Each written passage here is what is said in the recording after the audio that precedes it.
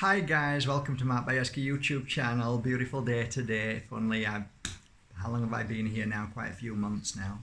2.5 months, I think. I am working so hard and so happily on The Power of Moldavite and Diary of an Accidental Psychic Part 2. Haven't come up with a name for Part 2 yet, but it's not going to be Diary of an Accidental Psychic Part 2, but it is. Well, it's a really interesting thing is spirituality, and funny how we grow and we see, and the more we see, the more we realize how spirituality has been hijacked completely. And I'm going to talk about that a little bit today, especially here in Bali. Bali is a really beautiful place because it's the heart, the beating heart of the world. So many people come here on this kind of illusion that they're highly evolved spiritual people, and they come here because a lot of people here are trying to be something, trying to do well here, and their social media, they want to show everybody that they're in Bali and that they're powerful and that people are following them and all that. This is utter nonsense. It really is. It's just another way of feeding their ego. That's basically the bottom line, or feeding social media to try and do well through social media and become famous, I guess. But it's really, really bloody interesting because this time 2 years ago I did a video and I told you all, my God, these people who claim to be spiritual are the furthest from spiritual. It's like, how deceiving to themselves. It's ridiculous. So I'm going to tell you, come a bit closer, I'm going to tell you a little story that happened the other day.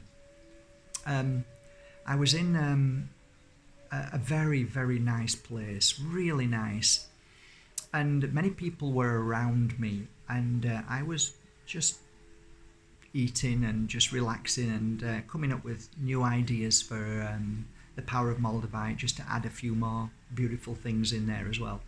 And I noticed a couple in the bottom corner were having a chat.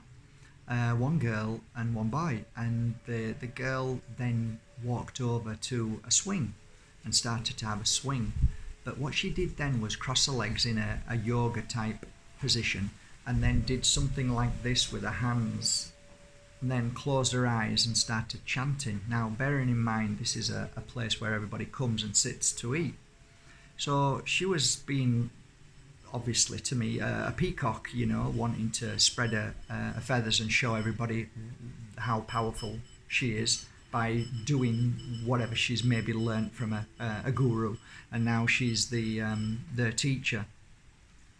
And she got up after like 5 minutes and then did a bit of a stretch so everybody could see her again, and then sat back down. She put a video on, and this video was playing, and somebody walked over and must have said, excuse me, are you videoing, because I don't really want to be in any videos. Well, to say she was a spiritual lightened being, or she proclaimed to be, sitting down doing this amazing position and how powerful she was, I've never seen such evilness coming from somebody's eyes. I could see the hate coming from her eyes. It was like, wow.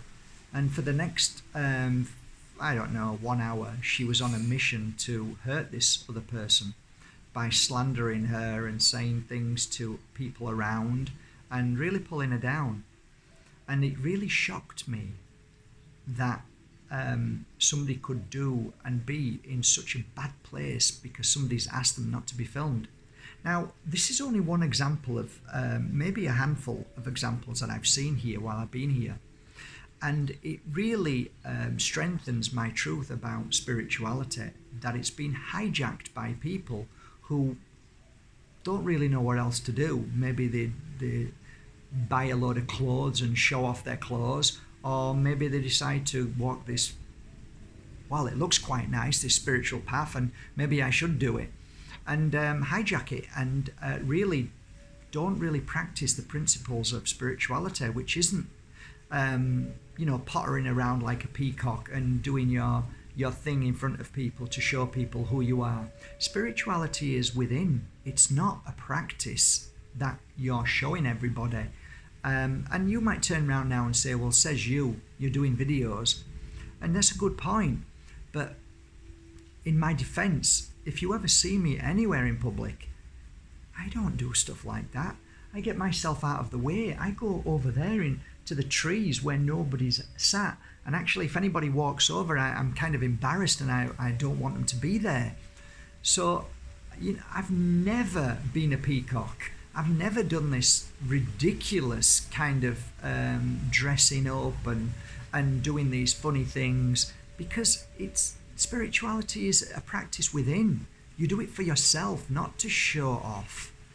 So I kind of struggle with it, and I see it here more and more. And it's kind of like, I told you before about when you buy a property, it's beautiful at first, and then when you buy it and you settle in, within a few months you start seeing the cracks that you never saw before. Well, really, Bali is a little bit like that, and it's becoming a little bit repetitive. Everywhere you go, everybody's a guru, everybody's a teacher, and everybody's like doing this peacock thing. Men, women, they're all like it's like, it's a bit tiring.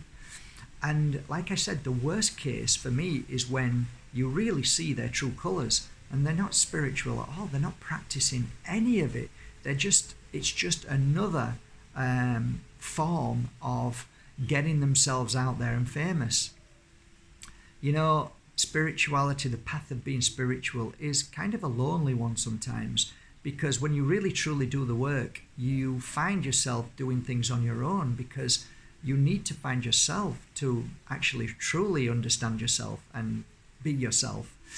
You've got to be with yourself, be in yourself. But if you're pottering around with groups of people and measuring yourself to how powerful the group is and who is famous on Instagram and who's got the most likes and the most followers, then there's something really wrong there. There's something really wrong. So I really think, guys, that we have to be very aware of the people we follow, and we have to be very aware of certain people who claim to be spiritual. So my measuring stick and my grounding and my understanding of all of this is that people who practice all of these things are ones who really are the genuine ones. The ones who just completely preach it all the time, preach, share, are the ones who probably need it more themselves and who they're probably trying to get out to. So be aware of that. Be your own guru, be your own master. And if you really want to do this work, if you really want to truly understand your higher self, then I think following people is one thing, but really truly getting to know yourself is another. So I think, this journey can be a little bit lonely, and it can frustrate you because you can see then beyond what you never saw before. So be a little bit careful who you follow. Be a bit careful not to believe everybody and everything they say. Just try and, take what's best from people. Maybe not judge too much, like I kind of seem to have judged a little bit, which I guess, this understanding of karma, where you should be at any given moment is where you should be. That's kind of your karma. What you see, what you feel, what you experience, what you do, what you receive is all karma. And kind of understand it to a degree, because you know what? If I wasn't there, then I wouldn't be speaking these words to you and sharing this little message of maybe, just helping you understand a little bit about how spirituality has been hijacked by people who are the least spiritual that I've ever seen in my life. So I guess it's good for us to be aware of that, for sure. And it's good for us to say, well, what do I do? Who do I go to? Who is really genuine? I think the only genuine person out there is you. And I think you have all the answers within you. And I think the best place to find them is within nature and your silence. And, the meditation where you actually feel certain understandings that channel through you. And to channel is something really interesting, because channeling can only really truly happen when you're at your highest, when you're at your happiest, when you're at your most peaceful, really. When you're in conflict, when you're fighting, when you're judging, when you're having opinions of people, I think it's really difficult to channel. It's really difficult to be open to the flow when you're so mindset of certain things, and you've got so much going on. So I guess the first thing we need to do is learn to meditate, learn to let go, and learn to just be at peace with ourselves, and learn to accept everything. Like, don't get me wrong, guys. I'm not having a go at that girl who was pottering around like a peacock. That's her way of feeling better. That's her way of showing the world who she is, because within that energy, there's obviously a lot of lack of self-worth, and her trueness shows by what she's doing, because you actually really don't know what you're doing, because you're trying to show everybody what you're doing. Well, if you're trying to show everybody what you're doing, it means that you don't really know what you're doing. Whereas if you're doing it behind closed doors, like many of us do, and go into nature where we don't want anybody to see, well, we're just doing the work. We don't need people to look. So be aware of that too, guys, when you're watching social media. Who are the ones who are actually just doing it for the likes? Do I like likes? Don't care about the likes. Do I care about how many followers I've got? Don't really care about how many followers. It's nice that you're watching the videos, but if my life is about how many followers I've got, and that's what the bottom line is, if my work is about how much money I'm making or power I'm making, I've got it all wrong. Then I'm doing it for the wrong reasons. My work started organically, and the last thing I thought about was making money, because I was doing it free of charge for 2 years. And then from that, I put a box out, and that was for charity, for Claudia, the horse that we were looking after as a group. So it was never about the money, and it was a massive leap of faith for me to believe in myself and start doing this work and charging. And plus the fact I didn't believe in it, and coincidentally, a lot of you already know this, my first mentor was telling me that I need to believe in myself, and I have to understand the energy of universal exchange. What you give, you receive, you should receive, and that's when you feel stronger and more confident. And I said, but I don't want to charge for this work. And she said, you must charge for this work. And then when I kind of said, okay, I transitioned from putting a little box out there to selling my shop and doing it full time. And then I thought, okay, I'm going to have to do it, because I can't. Otherwise, if I don't charge, I'm not going to be able to survive and eat. And that's when I started to charge, when I came up with that. But she was definitely part of my progress of charging for my time, not for the gift that we all have. But then, funnily enough, she turned on me, and guess what? She attacked me and told everybody that I charge for my work. So it's like, that was a real kick in the teeth. But, going back to, the work that we do as healers, we do it because we want to heal people. And anything after that comes in is just a bonus. It really is. And I say to you guys, if you want to become a healer, and you want to become a healer because you think this is a fancy line of work and you're going to make loads of money, then you should look for something else. Seriously, don't even bother, because the chances of you making money from it is going to be very slim. And that's not why we do it anyway. But then, that's just my observation. And if you work hard enough, maybe in 10 or 15 years' time, you might make money. And hey-ho, you might make money anyway, and you might be lucky to do it. But it took a long time for me to make any money at all. But that was never what it was about. And that's it, guys. That's my little talk today. Just to leave you on a message. I hope you like lemons. I hope you put them all around the house. I don't have a lemon company. I don't own any shares in lemons, but I do know that lemons work, and they are a measuring stick for negative energy. They digest negative energy. Limes don't seem to do the same work. I don't know why. But remember, a lemon is amazing to put around your house. It absorbs a negative energy as well, which is great too, obviously. And it's our measuring stick to say, well, it's time to do a cleansing and clearing of sage in the home, and then using some nice Palo Santo sticks like I use every day on my website, and then keep the energy high, which is really important.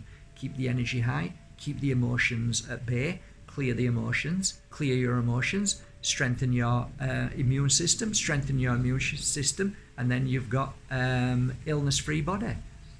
Coupled with eating healthy foods, keeping away from sugars, processed foods, the combination is amazing. So I'll keep sharing this. Doesn't matter if I get knocked off YouTube or not. I will always share it. You're not going to scare me, guys, by giving me strikes for using a simple, genuine lemon, that really makes a difference in people's lives. I will always share the truth. That's my truth, and it isn't a lie. And I'm not here to say that this is genuine. I'm just here to say it worked for me, and that's it. And it may work for you. It may not, but that's it.